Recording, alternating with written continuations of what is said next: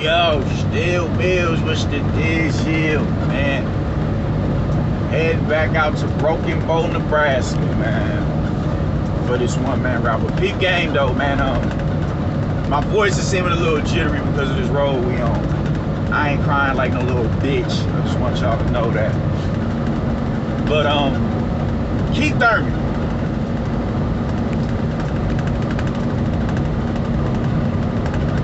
I'm giving up hope on this nigga, man. I'm really starting to get to a point where it's just a lost cause with the bro, man. Cause the thing with having a quick tongue and, you know what I'm saying, being able to articulate yourself in a really good manner, you're able to, you know what I'm saying, dress bullshit up properly to the point where people can digest it. And they'll, you know, allow the shit just because you said it in an eloquent type manner. How he danced around Jerron Ennis and Virgil Ortiz calling him out, that is just utter garbage, man. And I'm gonna explain why. You can't be so fixated on getting back in title contention to the point that you ignore reality. You've been absent out of the sport for 2 years. Now, granted, we had that bullshit with the pandemic that we're just now somewhat starting to come out of. We had that shit occur last year, and it shut the entire globe down. Nonetheless, all the top welterweights, minus you and Manny Pacquiao, had a fight. Earl had a fight, Bud had a fight, Sean Porter had a fight, Danny Garcia had a fight. Where the fuck were you? You haven't fought since July of 2019 when Manny Pacquiao took your O. You're not getting that rematch. It's not going to happen. You will not be getting the rematch with Manny Pacquiao. You dig what I'm saying? He's not going to make you a trilogy like he did with Tim Bradley and Juan Manuel Marquez. It's just not going to, or even Eric Morales or Barrera. It's not going to happen. It's not. So you may as well kill that. Earl's not looking in your direction. You're not getting a fight with Earl. You will not be getting a fight with Earl Spence. It's not gonna happen.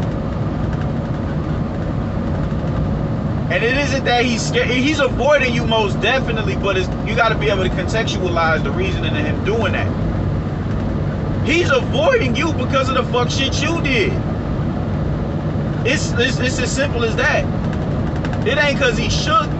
You didn't look out for that man when he was a prospect coming up. You didn't even entertain that shit. You were really passive whenever Earl would come in your presence. Like, you would cower to him and all that. And kind of like the fucking He Knows Sports says, bend the proverbial knee. You would do that in his presence. And now it's all like I said before, you rated Earl so high that you had him knocking out Sean Porter. Nobody has knocked. Sean Porter has been knocked down. He's never been knocked out. You thought he was gonna go in there and knock Sean Porter the fuck out. And when you see that not happen, and you see he still has vulnerabilities in his game, that's when you came out with the fight me or get out of the division shit and really trying to bang on him, bro. Like, no, my nigga, hell no. That's just not how it works. It's not. You can't. Who the fuck are you, my nigga? Like, that's what I really need you to. You have created this realm of existence that you live in that makes you think you are on a certain level of stature that you're not. You never sold a pay-per-view on your own ticket. You was on pay-per-view because of Manny Pacquiao. Shit crazy, bro. You were so critical of Floyd when you was an up-and-comer. When you banged on Malignaggi, you better not duck me, son. You did all that shit when you were hungry. And you refuse to reciprocate the notion now that you're not even a champion anymore. You're not even a champion anymore. Like, at this point, there's only 2 fighters that you haven't faced in the division. And that's Earl and Bud. And Earl is not looking to get. He's not going to give you a fight. He's not, and he's very and he has every right to be like that. Well, how you did him? But I guess you priced yourself out with him. Personally, I just think Bob Arum has never thought much of you at all. So the likelihood of you even getting him entertaining a fight with you was just slim to none, because he just thinks you ain't about shit. Like, yo, he's like, who the fuck is Keith Thurman? Who the fuck is Keith Thurman? He ain't nobody. He's trash. Terrible fighter. Fuck out of here, Bob. But you're not getting those fights, and I don't know what makes you think. Like, I do think, I am starting to believe that you are looking to cash out. I do believe, because you know how you're moving is just really getting goofy. Everybody knows you had, and you know that you and Sean Porter was damn. I think, what was that, fight of the year? That was an excellent, entertaining, no holds barred, action-packed fight from start to finish. So in your head, yo, man, I think we can. That'll be a nice, a nice payday. Cause I don't know if this shit is making sense in your head. I don't understand how I could, but you beating Sean Porter does not put you back in title contention, because you've already done it. You've already beat Sean Porter, so it'd be like, yo, what did you do that was so different? You didn't do anything different. You just repeated the same thing that you did in 2015. You're not going to get any sort of admiration for that, any credit. Sean Porter already has a reputation of a nigga who can't seem to get over the hump when it comes to the biggest fights in his division.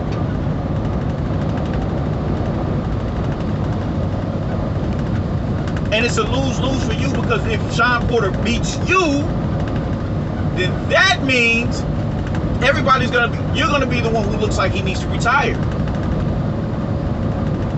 because you're slipping, you're regressing. He lost to Sean Porter, even though Sean Porter's been more active. Nobody's gonna listen. Nobody's gonna care about that, because he avenged one of his losses. His loss is a former champion. That's gonna be. He's gonna get all the love and admiration for that. Maybe, maybe not. I don't know. But he would have avenged one of his losses if he was to fight you and beat you in a rematch. You gain nothing from fighting Sean Porter again. Not for you talking this title shit or this championship shit that you're talking about. No, you gain nothing from that. You gain absolutely nothing from that. A fight with a Jaron Ennis at this point will be far more beneficial to your career than a Sean Porter, if you really want to go on another championship campaign. It's far more beneficial. You can't sit here and talk to this, I'm trying to be a champion again, and kind of like disregard the pups that's coming up. These pups are different, man. These pups have tremendous upside to them, and they're not going to be in the division long. These are big dudes. So you beating them would be like, oh shit, all right, Keith Thurman still got it. Because they're prospect. These is damn near contenders. Can we even call them prospects anymore? I don't think so. So these dudes are on the verge of title contention, and you will sit there and just kind of like shoo them off for what? Like, you got a lot of nerve, my nigga. Like, you really do. You got a lot of nerve. You got a lot of nerve to think that, who the fuck is a Jaron Ennis? Who the fuck is a Virgil Ortiz? No. Fuck no. You can't afford to think like that. You're not in that position to think like that. You are holding yourself back. You're hindering yourself because you want some bozo shit. You're not a champion. And I can't drive this point home enough. When you were a champion, the general public thought so less of you that they did not. The fight that everybody wants to see is Errol Spence as he was a prospect, and Terrence Crawford before he was even in the division. That's how low they thought of you as a champion. They ain't give a fuck about you. That's how low they thought of you, and you got the nerve to walk around with your nose in the air. They didn't respect you when you were a champion and the nigga that was holding down the PBC at welterweight. They didn't respect that. They didn't respect that. They overlooked you to elevate Earl Spence and Bud. And you got the nerve to walk around with your nose in the air. You got a lot of nerve, G. A lot of nerve. And your arrogance is gonna cost you. You're wasting your years, bro. You're wasting your prime. And because you keep trying to be Hollywood, yo, you're not that. You can't dare be that critical as you was of Floyd. Just for him to, like, you and Oscar De La Hoya are doing the same thing. Y'all had all the smoke for Floyd when he was active and doing this shit. Just for y'all to turn around and do it when y'all got in somewhat of a position of his. You were a champion. And you would cower in front of fucking Spence. And now that you're no longer a champion, and you're looking to regain another championship belt, you're kind of disregarding the dudes who's coming up. Those dudes are far more beneficial to your career than Sean Porter. I'm telling you that right now. It is a lose-lose situation going to Sean if you do decide to fight Sean Porter again. Sean Porter will look like everything, and you will look like shit if you lose. If you win, nobody's gonna give a fuck about it because you've already done it. I don't know who's advising you, fam, but you gonna have to come on with the goofy shit, because you really being a goofy right now. A bona fide goofy. I don't see how this shit makes sense to you. I don't see how it makes sense whatsoever. You're gonna have to humble yourself. Because you're not Floyd. Niggas do not know you. They don't. You're not selling out stadiums like that. You're known in the pot. Like, at this point, the only motherfuckers who really know you like that are hardcores. A casual doesn't know who Keith Thurman is. A casual will be like, well, who the fuck is a Keith Thurman? That's how bad it is, bro. Humble yourself, King. Before you really be, you at this point, you already left behind. People niggas already think you done. You washed. You over with. That's what a lot of people feel about you.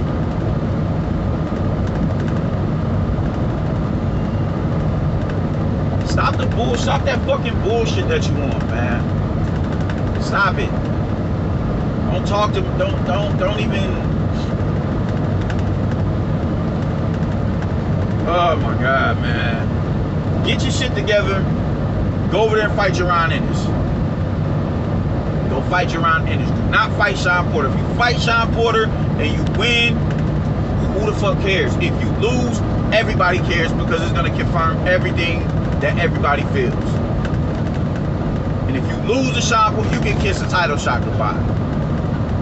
At least with the cats who matter up there. You're not getting a shot. You're going to have to earn it. Nobody is about to give you a shot just because you Keith Thurman. You had that reign at the top. Injury kept you out. Alright, cool. You didn't even try after you lost to Manny Pacquiao. I was like, you didn't even try to come back. You didn't even try. It don't take 2 years to get a fight. We in June. We about to be in July. It's the 30th. Was it the 30th? It don't take 7 months to get a fight. Man, come on. Look, my nigga, take your ass and go fight Jaron Ennis, man. If you fight Sean Porter, you shooting yourself in the foot. Simple as that. Go fight Virgil Ortiz. Conor Ben would do. If you just want to get back into the smoke and don't give a fuck about a tune-up, because Sean Porter, that's not a tune-up. In my estimation, Sean Porter is an elite fighter. There's no, besides Kell Brook, he gave all of y'all hell. You and Earl Spence had controversial wins over him. Controversial, meaning he was in that fight. If you fight Sean Porter, it's a lose-lose situation for you. If you win or if you lose. So if you're going to get right back in the smoke and fight a fucking proven former world champion with no tune-up, there's no reason why you shouldn't fight the up-and-comers who would be more beneficial to your career at this point in time, man. Stop acting goofy and get back to it. Peace.